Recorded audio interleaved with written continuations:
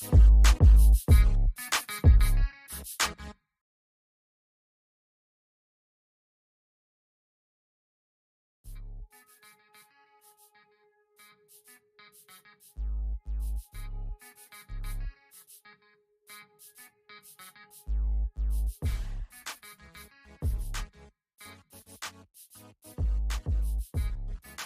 Hey, what's up, good people? I'm QC. Glad you're here for another live nightly digital show tonight. I'm going to be talking about the No Bull Tour could be coming to a city near you. And should we blame Adam Silver for the way the All-Star game has turned out? That and more here on tonight's Talking and Grubbing live nightly digital show, which kicks off right here and right now.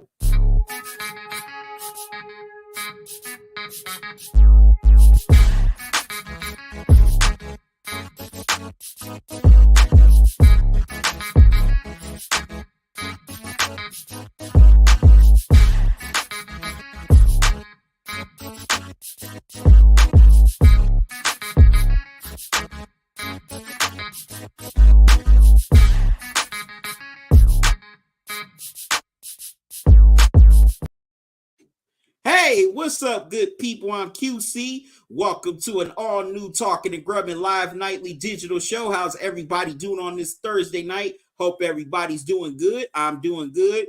I was going to get on here live last night, but I couldn't due to the fact that I was editing a couple of videos and just had to get that done. And I've posted them on here. Check them out now. How's everybody doing? Second half of the NBA has kicked off tonight.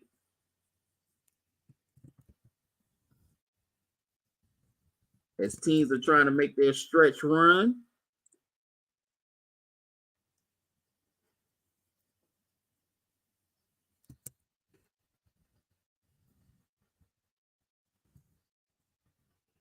Glad y'all here.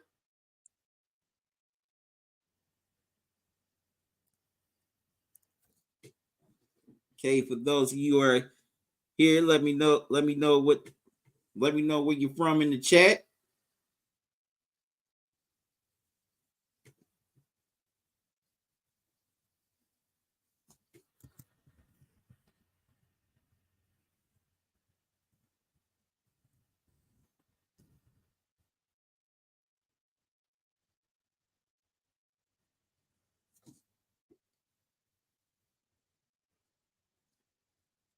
All right.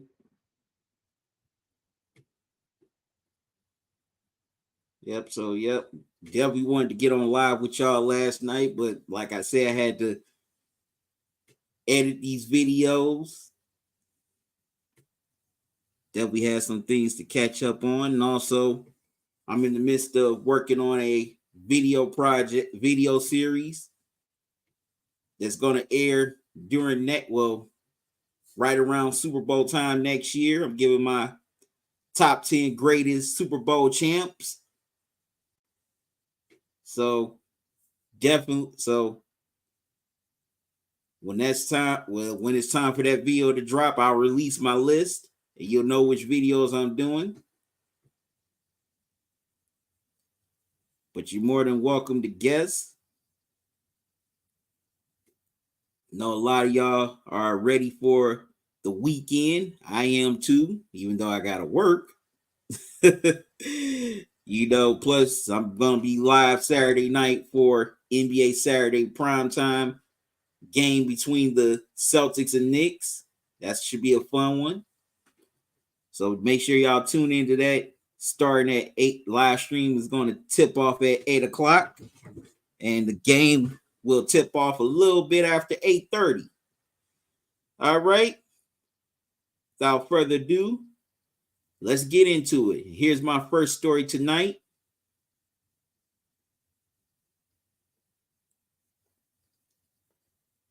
The Noble. Ooh.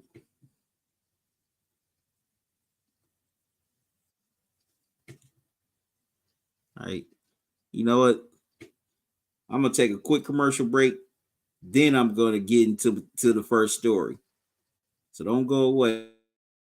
This show is brought to you by BetUS.com. Sign up now using my link and you'll get a 125% sign up bonus on your first 3 deposits plus 10% gambler's insurance. More opportunities to bet, more chances to win, and you get a fair payout with your winnings. BetUS, where the game begins.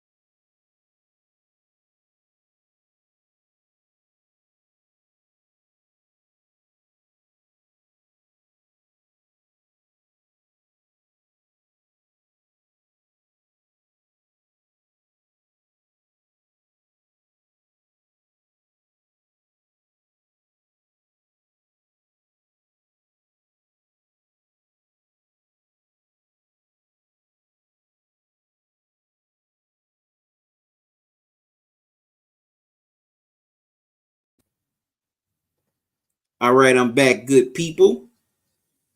All right, if you're looking for a great sports book to place your sports bets or play your online casino, BetUS is the one for you.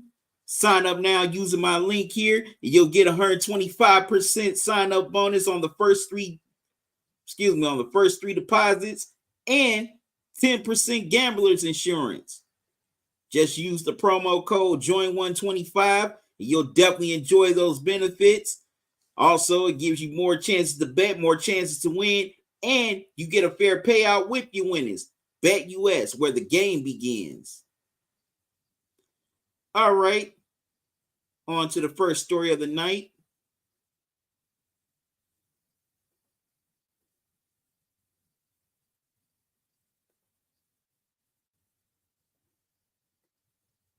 Sorry about that.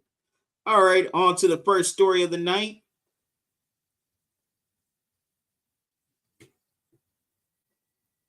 The No Bull Tour could be coming to a city near you. Scottie Pippen, Horace Grant, and Luke Longley, who were the members of the Bulls dynasty in the 1990s.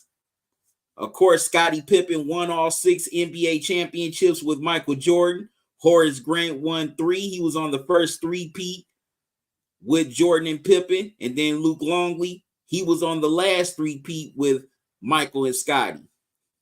They decide they're going all over the world with this tour. They're starting in Longley's home country, Australia, and they're going all over the world with this tour, telling their memories from what it was like to be on those 90s Bulls teams, and also give out some things that weren't shown in the critically acclaimed documentary The Last Dance that aired in 2020 on ESPN.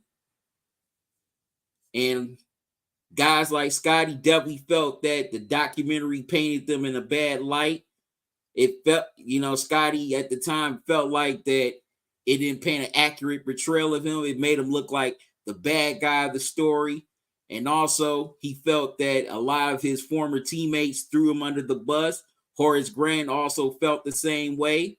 And Luke Longley, he wasn't even featured in the documentary, which I thought was pretty disappointing, that they didn't get his perspective in The Last Dance. I don't know why. Maybe they felt like they didn't need him, or maybe he didn't want to do it.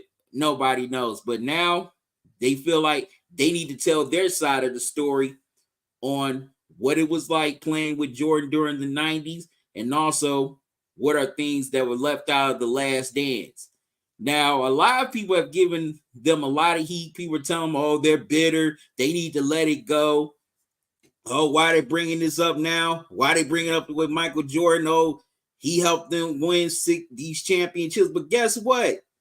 It wasn't just Jordan. Man, look, I got mad respect for Jordan, but y'all need to stop romanticizing this dude, trying to make him larger than life, like he did this all by himself and no one else did it but him. Guess what? It's a team sports, folks. This ain't tennis. This ain't boxing. This ain't MMA. This is basketball. You need 5 players on the court to win.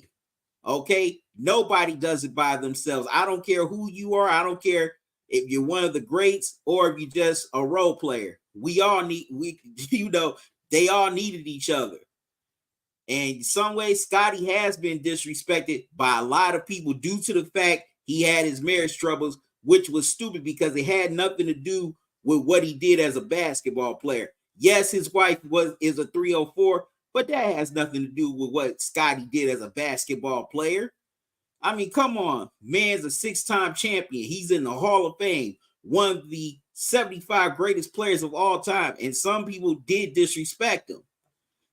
And also, in some ways, Horace Grant, his story has kind of gotten twisted. He didn't really get his side of the story in The Last Dance. And Luke Longley, like I said, he didn't even get interviewed. So this is his chance to finally tell his side of the story.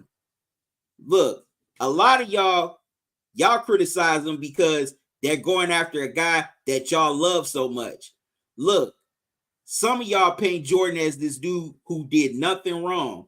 But on the flip side, y'all paint LeBron as this dude that's done everything wrong. But Jordan is not perfect, and a lot of y'all are just romanticizing him, making him larger than life because to me, it's made him this mythical figure over the past almost 40 years. Excuse me. But Jordan had his flaws too, just like Scottie has his, Horace has his, Luke has his. He's not perfect. And these guys, they have a right to tell their side of the story, just like Jordan had the right to tell his in The Last Dance. So is that, there's three sides to every story. It's not just one.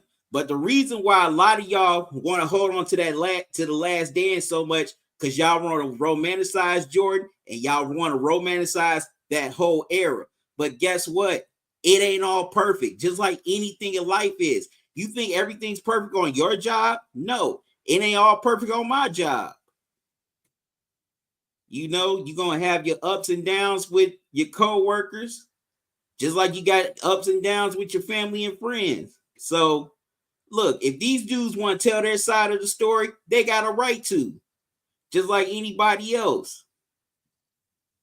And I don't think it's them being bitter, it's just them getting their point of view across. Since they didn't get a chance to do it in that documentary, this is the tour that's giving them opportunity. Giving them that opportunity.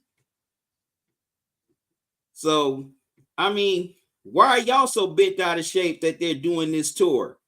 They're not harming anybody. They're not sitting saying, asking for a hit to be put out on Jordan. They're just saying, hey, we played with this dude for a long period of time, and this is how it is. It ain't all what y'all think it is. It's funny y'all going at these dudes, but y'all don't call out Phil Jackson for dissing Michael and Scottie.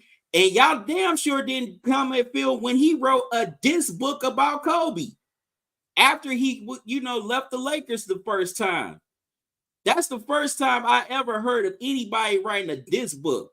We've all heard of diss tracks, but Phil wrote a whole diss book on Kobe and y'all didn't say nothing. But now y'all going at these dudes because they may have critiques about, a player that they played with. I mean, we all know Michael from what we saw in the games.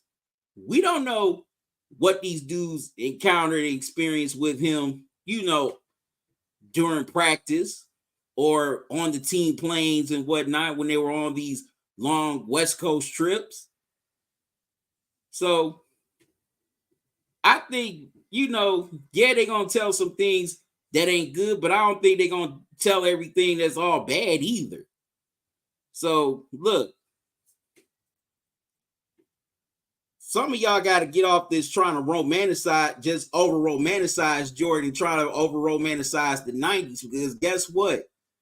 It has its flaws, just like these players today in this era has its flaws. None of it was perfect. And I'm going to definitely go into that later because I'm seeing a lot of that on YouTube and social media as a whole, where a lot of people are just over romanticizing, the old school. And I love the old school, but I'm not going to over romanticize it either. And y'all should definitely not over romanticize Jordan as if he was flawless. And just these dudes are just the most flawed. And y'all just calling them soft. Oh, they weak. Because guess what? They all needed each other. Just like Pippen needed Jordan. Jordan needed Pippen. Because neither one of them won a championship without each other.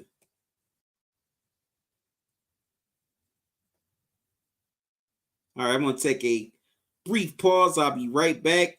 Should we blame Adam Silver for what the All-Star game has become? I'll get into that when I come right back.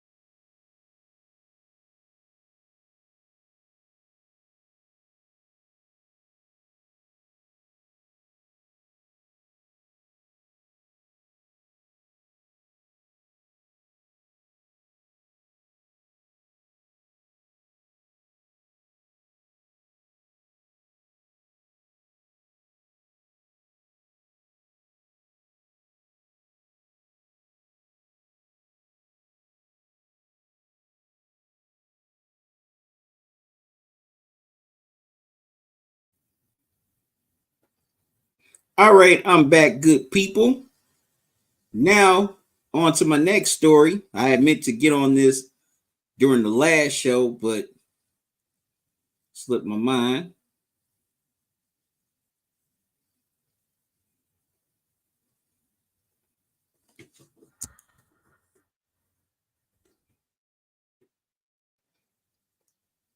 All right, now we know a lot of people was critical of this past weekend's NBA All-Star game.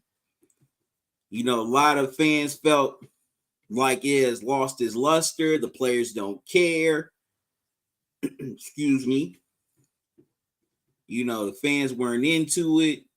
They just felt like, you know, nobody was being committed. You know, the players weren't being committed to playing the game. They just felt like it was more of a chore than an opportunity. So, should NBA Commissioner Adam Silver take the blame for how the All-Star game has, you know, turned out? In some ways, yeah, because hey, he's the commissioner. You know, he's the face. Well, he's the face of the business side of the NBA. Everything falls at his desk. You know, it seems like there's definitely been a disconnect between the fans and the All-Star game, and that falls on him. Now, he definitely tried to do it by going back to the East-West format, which was the thing at this year's All-Star game, but he and his team, they got to do a better job of marketing the All-Star game. Also, finding ways to get the fans engaged once again. Coming up with new alternatives, because I never remembered in my lifetime where the All-Star game just had this much pushback from fans, whether it's on social media, whether I hear from people that I know. That's always been a thing for us NBA fans. And also,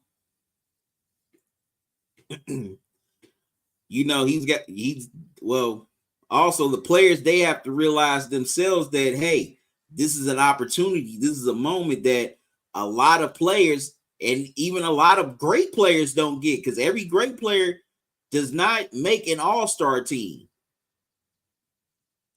So, for you guys to be voted on by the fans or voted on by the coaches, this is an opportunity, and they got to embrace that. Now, it's not 100% Adam Silver's fault. Some of these issues started under David Stern. Players decide to start getting more control under his watch. And also, he changed some of the rules as well. The way defense is played, you really can't do what you could do in the past on defense. He wanted to make it more of an offensive game to entertain the fans, to speed the game up. And now we see that, most of the rules favor the offense. So I'm not putting it all on Adam Silver, but he deserves some of the blame, just like the players do. So it's just Adam Silver, now that he's commissioner, he's got to figure out how to connect the fans to All-Star game again, to basically make the fans start watching it, because in the next couple of years, the All-Star game rates are going to go down. Matter of fact, All-Star weekend rates are going to start going down, because people are not going to sit up and watch an inferior product. It's like, going to your favorite restaurant. The food starts, if the food's good, you're going to keep coming back. But if the food starts going further downhill, you're not going to want to go back there anymore. You're going to find a new restaurant to go to. So, not David Stern, doggone Adam Silver, his marketing team, and all the players, they definitely gotta come together and find ways to connect with the fans to get them re-energized and get them reinvested into the All-Star game, so it can stay around, because if it doesn't, then rates are gonna go down and you may not have one. All right, good people, I'm gonna take a time out and I'll go back and I'll come back and I'm gonna tell you what's on my mind before I wrap up for the night.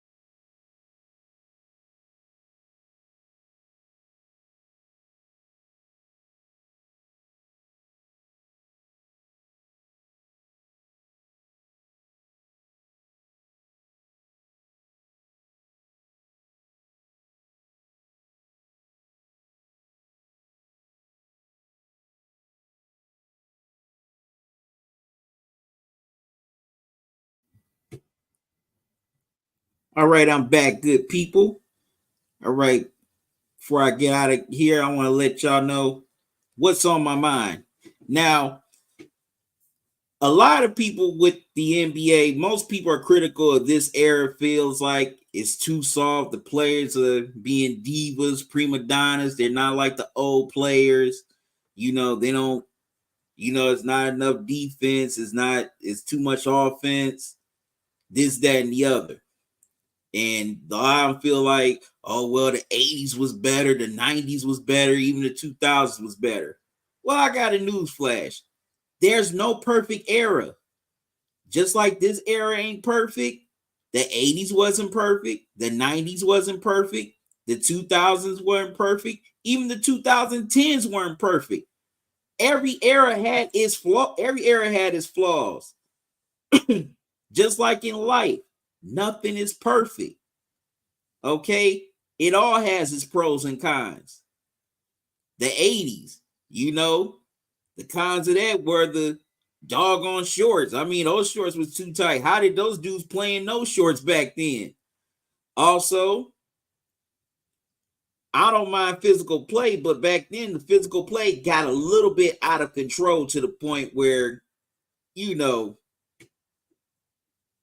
it almost turned into a damn brawl. I mean, like I said, I don't mind physical play and teams being physical, but when it gets to turn like you about to brawl, then you got to cut it off somewhere. The 90s, as great of an era that was, yes, I like defense, but not all the time, because sometimes that great defense led to a lot of bad offense as well. And that's why we saw a bunch of 87 to 81 games at the time. That ain't always good either. You want to see some pace, some flow in the offense. I don't just want everything to just be grinded out. You milking the shot clock just to get a good shot off. That's not always great basketball either. So I wish the 90s were a little bit more balanced. The 2000s, that was a great era too, but also almost a similar problem. It was a lot of bad offense, and there was not enough speed and pace to it. There wasn't no balance, and they definitely really cut out defense after the whole Malice at the Palace, because the Pacers and the Pistons were two of the most great defensive teams that you ever saw during that era. The 2010s, yes, it was too much offense and not enough defense. Definitely wanted to see, some players, you definitely wanted to see some players be committed more to defense, but hey, they ain't how the game is played. And it's not how it's played now. It does favor the offense more. It's not the defensive prowess of the 80s and the 90s. And it definitely doesn't have the physicality of the 80s and the 90s either. But some ways it's a good thing, some ways it's a bad thing. But as time evolves, we all got to evolve with it. Otherwise, we're going to be stuck in time. All right, good people. That's going to do it for me tonight. I got some things to do, so sorry I got to cut this show short. But I'll definitely be back live tomorrow night at around at 8 o'clock. And also, make sure you tune in for my NBA Saturday primetime live stream Saturday at 8 o'clock as the Celtics and Knicks match up in New York. And also, I'll be doing a doubleheader, NBA doubleheader Sunday afternoon. First is 76ers and Bucks. Then it's Lakers and Suns. That starts at 12:30. So until then, y'all have a good one. Love y'all to life. Salute. Y'all be safe. Enjoy the rest of your night. And enjoy your day. I'm out. See y'all tomorrow.